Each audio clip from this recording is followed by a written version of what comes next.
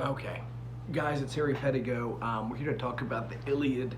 We're looking at pages right now 103, or I'm sorry, a bit ahead of myself there. Like 102, 101, 101 through 104, kind of is what I'm talking about. That helps you guys focus on what we're doing here.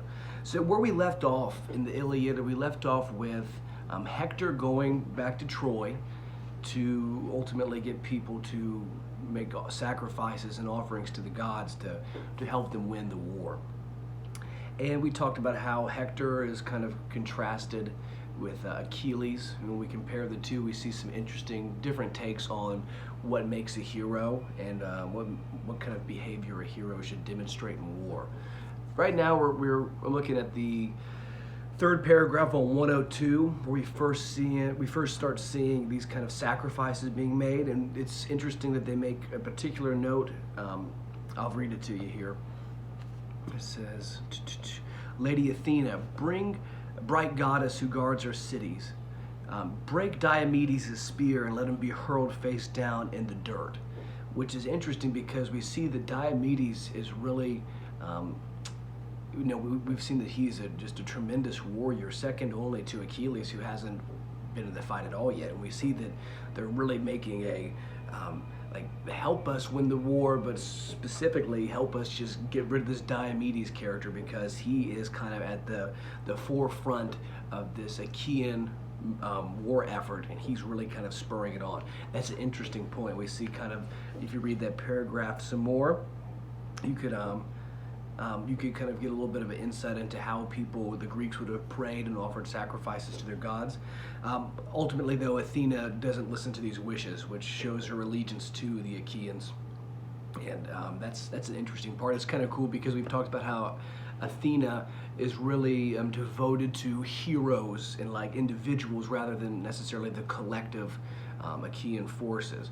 Unlike Aphrodite, well, Aphrodite, I suppose, is devoted to certain people too, but Athena really likes these individuals, and the fact that they were praying for her to give up Diomedes and to stop protecting him, we see that she really kind of stands her ground. It's crazy how these stories are just, a lot of like gods just running around on the battlefield, chopping people's heads off. It's crazy. Interesting paragraph, though. I would be paying close attention to that. What else? We have finally Hector gets back to this palace, and he sees Helen and Paris, which we know that Helen and Paris are really the reason why we're fighting the Trojan War to begin with, right? Because Helen was taken from Menelaus, right, and taken from Sparta and ultimately brought to Troy by Paris. So Helen, and Paris are the root of this entire conflict, and we see how they're behaving on pages 103 and 104. Because Hector really starts kind of chewing them out a little bit about their responsibilities, saying everybody's fighting on the battlefield, and you guys are just here, mostly towards Paris. Paris, you're here just chilling out in your palace, and it's you're not owning up, you're not taking responsibility, and that's a big theme in this book.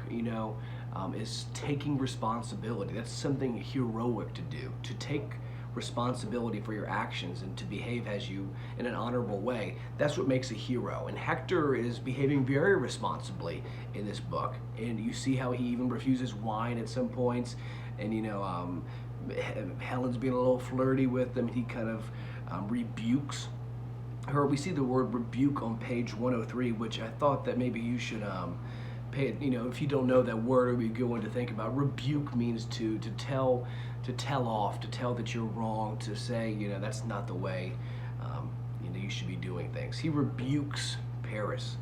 Hector does. There's a little bit of language on this page too. Nothing we can't handle. We understand that these are very high stakes. This is a really crazy time in the war, and it's really a stressful time, and their language is fitting for someone who would be going through that. What else do we need to talk about? We need to talk about, looking at page 104 now.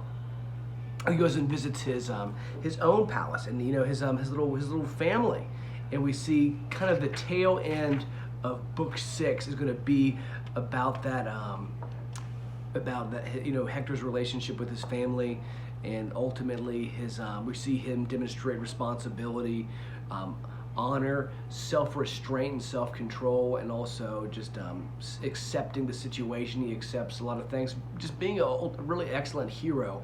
And Paris's lack of responsibility is something that characterizes this as well. We'll kind of get back to that. I think there's one more, we'll be looking at just one more page maybe, or a couple more pages. I forgot where we said we were going to end this week. I'll kind of speed it up the lecture next time. Anyway, I hope you guys got something out of that.